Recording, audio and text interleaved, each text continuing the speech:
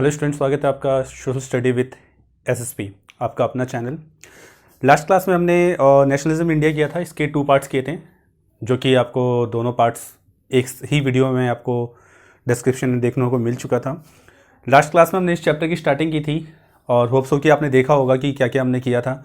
Last class यानी जो उसकी लास्ट वीडियो थी, जो उसका सेकेंड पार्ट था, उसमें हमने देखा था कि CDO यानी कि सिविल डिसोबीडियंस मूवमेंट की स्टार्टिंग कैसे हुई थी, किस सिचुएशन में हुई थी और क्यों गांधी जी को वापस लेना पड़ा और फाइनली उन्होंने फिर रीस्टार्ट क्यों किया। ये सभी चीज़ें हम कर चुके हैं। तो आज देखेंगे हम इसके फाइनल पार्ट में, जो कि इसका पार्ट 3 है। इसके फाइनल पार्ट में हम देखेंगे कि वर्किंग क्लास इन CDO क्या थे, वो वर्किंग क्लास ने किस तरह से पार्टिसिपेट किया, women in CDO। Second round table क्या होता है, इमेज ऑफ भारत माता, नतीशा शास्त्री जो कि पब्लिशर थे, और Swaraj flagged by Gandhi ji, and last में मीनिंग ऑफ नेशनलिज्म। सॉरी। तो चलिए शुरू करते हैं आज की वीडियो, और होप्स हो कि आप इसको ध्यान से देखेंगे और कुछ प्रॉब्लम आए तो कमेंट में लिख के भेजिएगा मुझे। Okay. Working class in CDO। CDO means, as I told you in last class, CDO means civil disobedience movement. इसे हिंदी में कहते हैं सविनय अवज्ञा आंदोलन। तो ये आंदोलन एक ऐसा आंदोलन था जो कि 1931 में शुरू हुआ था, आफ्टर दांडी मार्च के बाद शुरू हुआ था। दांडी मार्च क्या है वो मैं आपको लास्ट क्लास में बता चुका हूँ। तो वर्किंग क्लास इन CDO, जो वर्किंग क्लास थे यानी कि जो वर्कर्स थे किसी भी उसमें मतलब जो अलग अलग सेक्टर में जो वर्किंग थे, चाहे वो लेबर हो या रेलवे में हो, चाहे गवर्नमेंट अफसर हो या प्राइवेट हो, किसी में भी हो, तो उन्होंने भी इस चीज़ को बहुत ज़्यादा पार्टिसिपेट किया था। कैसे पार्टिसिपेट किया था? रेलवे स्ट्राइक, उन्होंने रेलवे स्ट्राइक कर दी थी। And workers of Chota Nagpur wore the cap of Gandhi ji. वो इतने ज़्यादा इन्फ्लुएंस थे गांधी जी से कि उन्होंने उनके कैप पहन ली थी, मतलब उनके फोटो लाइक उनका एक तरह से कैप पहन लिया था कि इससे बहुत ज़्यादा एडवर्टाइज हो कि we are also with Gandhi ji. जैसा कि आपने कुछ 8 to 9 ईयर्स पहले देखा होगा, एक मूवमेंट चला था कि मैं भी अन्ना। तो उसमें मैं भी अन्ना का एक टोपी दिया गया था, सबने वही टोपी वही लिखा होता। तो यहाँ भी आप इसको इसी तरह से जस्टिफाई कर सकते हैं। पार्टिसिपेटेड इन प्रोटेस्ट, तो इन लोगों ने प्रोटेस्ट में भी पार्टिसिपेट किया था। उस समय जो भी आंदोलन चल रहे थे, जो भी जिस तरह से रेवोल्यूशन हो रहे थे या एक बड़े पैमाने पे जो आंदोलन हो रहा था, तो उसमें भी इन्होंने पार्टिसिपेट किया था। तो होप्स हो कि अगर आपको क्वेश्चन आ जाए कि CDO में वर्किंग क्लास की क्या पार्टिसिपेशन थी, तो आप इसको लिख सकते हैं। चलिए आते हैं नेक्स्ट टॉपिक पे, वुमेन इन CDO। वुमेन की क्या इसमें CDO में यानी कि सिविल डिसोबीडियंस मूवमेंट में वुमेन की क्या रोल था, क्या भूमिका थी। तो इसके लिए हम देखेंगे कि इसमें दोनों तरह की वुमेन्स बहुत ही ह्यूज क्वांटिटी में शामिल थी। और ध्यान रखिएगा कि NCM यानी कि नॉन कॉर्पोरेशन मूवमेंट में इतनी ज़्यादा वुमेन ने पार्टिसिपेट नहीं किया था जितना इसमें किया था। इसलिए क्योंकि वो टाइम जो था वो उस समय इन्फ्लुएंस्ड हो रही थी और यहाँ पे बिल्कुल पूरी तरह से प्रभावित हो चुकी थी। उनको लग रहा था गांधी जी हैं जो हमारे देश को आज़ाद करेंगे। हर कैटेगरी की, हर एज की वुमेन जो थी इनके साथ थी। और आप अपने NCERT की बुक में देख भी सकते हैं कि वहाँ पे एक पेज है जहाँ पर एक आपको पिक्चर दी हुई है, वहाँ पे सभी तरह के लीडर्स भी हैं, उसमें वुमेन्स भी हैं। ऐसी वुमेन भी हैं जो ओल्डर एज की हैं और ऐसी वुमेन भी है जिनके गोद में बच्चा भी है। तो मतलब सभी तरह के इसमें वुमेन पार्टिसिपेट कर रहे थे। तो women were participated in huge quantity, बहुत ज़्यादा क्वांटिटी में थी। They were from both urban and rural areas, from all age group were inspired by NCM। मैंने आपको जैसे बताया सभी एज ग्रुप के लोग उनसे इंस्पायर थे वुमेन, और वो सभी तरह के उसमें शामिल हुए थे। गांधी जी का जो पर्सनल अपना व्यू था वुमेन्स के लिए, वो ये था कि वुमेन्स को घर संभालना चाहिए और जो क्रांतिकारी लोग हैं उनकी केयर करना चाहिए, उनको खाने पीने की किसी टाइप की प्रॉब्लम ना हो, क्योंकि ज़्यादातर समय जो होता था उनका आंदोलन में ही होता था। चलिए, हो सकता है कि आपको क्वेश्चन आ जाए कि what was the view of Gandhi ji about women for the movement. Second round table देखते हैं क्या होता है। देखिए, सेकेंड राउंड टेबल कॉन्फ्रेंस जो था, वो सेकेंड राउंड टेबल कॉन्फ्रेंस एक कॉन्फ्रेंस हुआ था जो कि लंदन में हुआ था। वहां पे डिमांड की गई थी सेपरेट इलेक्टोरेट्स की। ठीक है, सेपरेट इलेक्टोरेट्स यानी कि जो लोअर कास्ट के लोग हैं उनके लिए एक अलग निर्वाचित क्षेत्र हो। इट मीन्स कि सिर्फ वही लोग खड़े हों, क्योंकि अंबेडकर जी खुद ही एक लोअर कास्ट से बिलोंग करते थे, तो इसलिए वो चाहते थे कि इनके लिए कुछ स्पेशल बने। देखिए, अंबेडकर जी की अपनी एक अलग स्टोरी है, इनकी तो पूरी बुक है, तो वो एक अलग मैटर है। बस मैं थोड़ा सा ही बता दूं कि ये भी एक लोअर कास्ट से बिलोंग करते थे और ये अच्छी तरह से जानते थे कि इनको किस तरह से डिस्क्रिमिनेशन फेस करना पड़ता है, इनकी और इनकी कास्ट के लोगों को किस तरह से डिस्क्रिमिनेशन फेस करना पड़ता है। लेकिन यहाँ पर हम एक चीज़ देखेंगे कि गांधी जी जो थे इनके थिंकिंग के अगेंस्ट थे। इनको ऐसा लग रहा था कि इस तरह से जो हमें आज़ादी मिलेगी फिर लोग इसका गलत फ़ायदा उठाएंगे, इसलिए उन्होंने कहा कि नहीं, ये ऐसा नहीं होना चाहिए कि अलग मिले।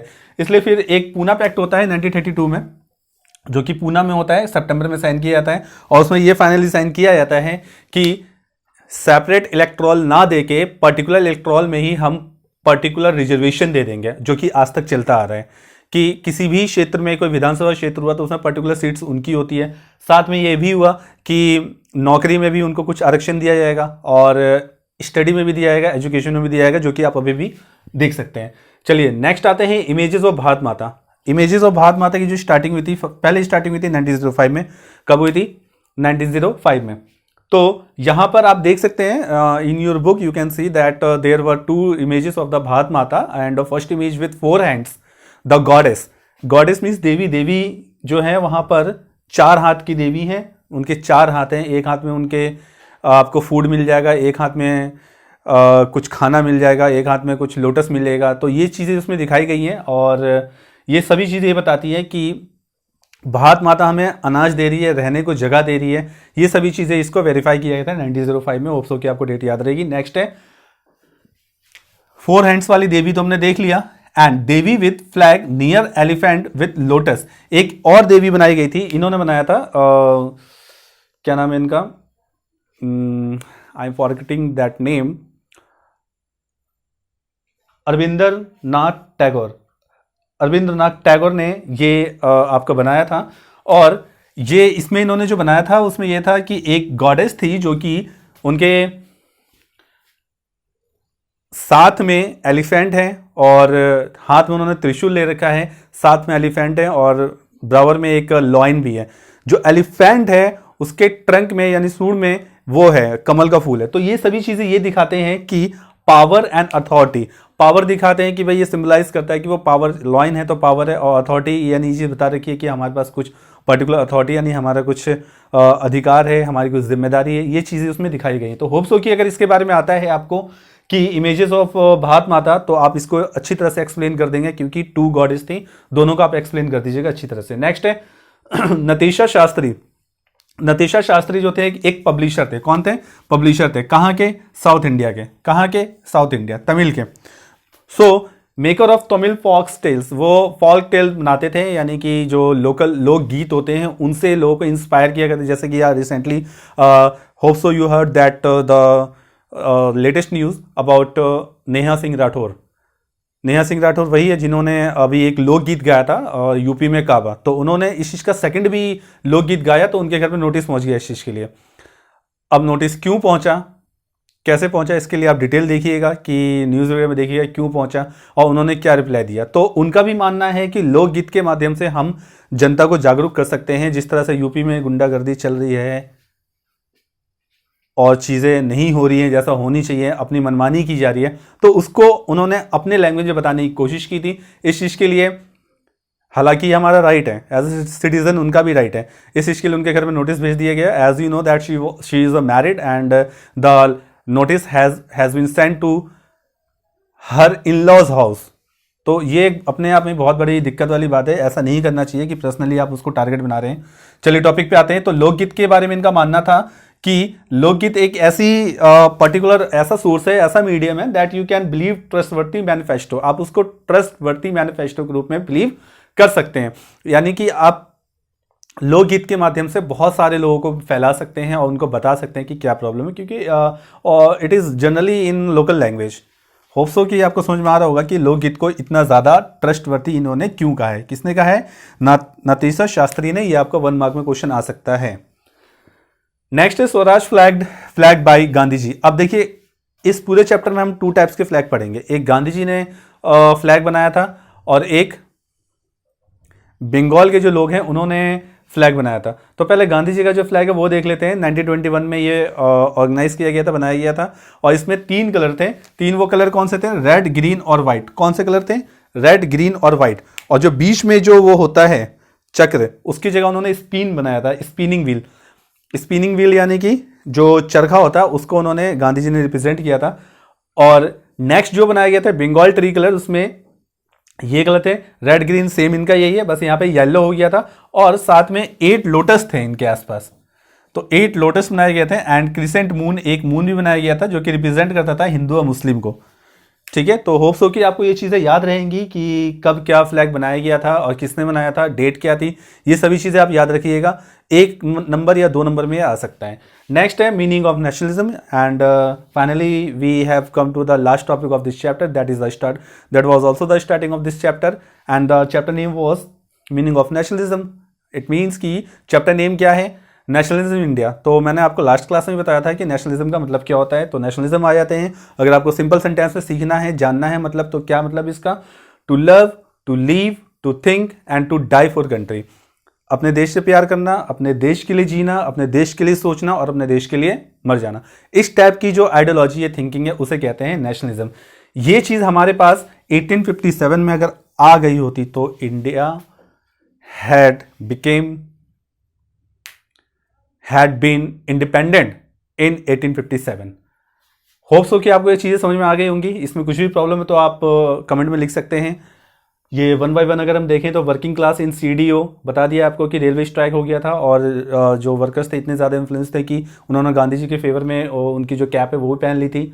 और वुमेन इन CDO जो ये थी, CDO में जो वुमेन थी उन्होंने काफ़ी बढ़ चढ़ के हिस्सा लिया था क्योंकि ये पहले ही प्रभावित हो चुकी थी गांधी जी से। कहाँ पे, NCM में। ठीक है, ये यहाँ पर inspired by NCM means non corporation movement में इंस्पायर हो चुकी थी। सेकंड राउंड टेबल जो कि 1930 में हुआ था, आपको ये ध्यान रखना है कि हुआ कब था। ठीक है, ये लंदन में हुआ था और 1930 में हुआ था। वहाँ इन्होंने अपनी डिमांड रखी थी भाई कि सेपरेट इलेक्ट्रोल चाहिए हमें लोअर कास्ट के लिए, बट गांधी जी को ये चीज़ अच्छी नहीं लगी थी, वो भूख हड़ताल पे भी चले गए थे। फाइनली इन दोनों की फिर आपस में बात होती है and in Poona pact in 1932 it was signed that there will no conclusion of separate electoral, but it will be considered that we have to give, or it is given the separate reservation in particular electoral, कि particular electoral में आपको separate वो दिया जाएगा। Next है Nitish Shastri publisher, मैंने आपको बता दिया नीतीश शास्त्री कौन थे, फॉकटेल के पब्लिशर थे और उनका मानना था कि फॉकटेल बहुत ज़्यादा ट्रस्टवर्थी मैनिफेस्टो होता है। स्वराज फ्लैग बाय गांधी जी, मैंने आपको बता दिया कि क्या क्या इसमें फीचर्स थे। और मीनिंग ऑफ नेशनलिज्म, मैंने आपको ये भी बता दिया कि मीनिंग ऑफ नेशनलिज्म क्या होता है। और ये इमेजेस ऑफ भारत माता 2 टाइप्स के थे इसमें इमेजेस, आपको दोनों याद रखने हैं, आपको बता दिया है। होप्स हो कि कुछ अगर आपको प्रॉब्लम आती है तो आप लोग कमेंट में लिख के भेजेंगे। और साथ में ये चीज़ जरूर याद रखिएगा, आपको आगे आने वाले चैप्टर में ये काम आने वाला है, क्योंकि अभी हमने चैप्टर 2 पे बनाया है, नेक्स्ट जो वीडियो आपकी बनेगी चैप्टर 3 पे बनेगी। सो होप्स हो कि आपको ये इस चैप्टर का 3rd पार्ट समझ में आया होगा, साथ में 1st पार्ट भी समझ में आया होगा, 2nd पार्ट भी। ये तीनों पार्ट मिला के एक चैप्टर बनते हैं। इस चैप्टर में टोटल 75 क्वेश्चन हैं, मिडिल ऑफ चैप्टर।